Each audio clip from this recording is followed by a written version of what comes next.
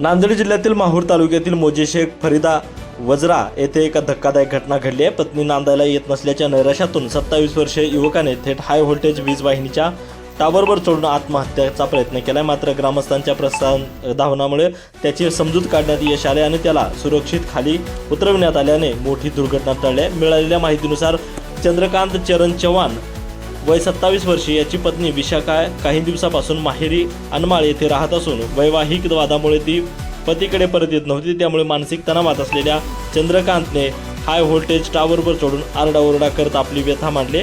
ही घटना लक्षात येताच ग्रामस्थांनी तातडीने घटनास्थळी धाव घेत त्याची समजूत काढली आणि सुरक्षित खाली उतरवले।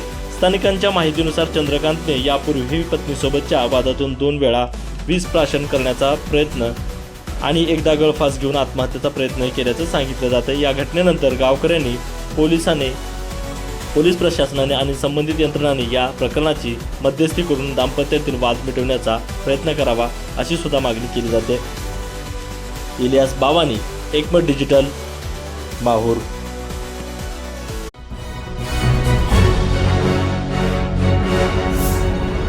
Thanks for watching Ekmat Digital.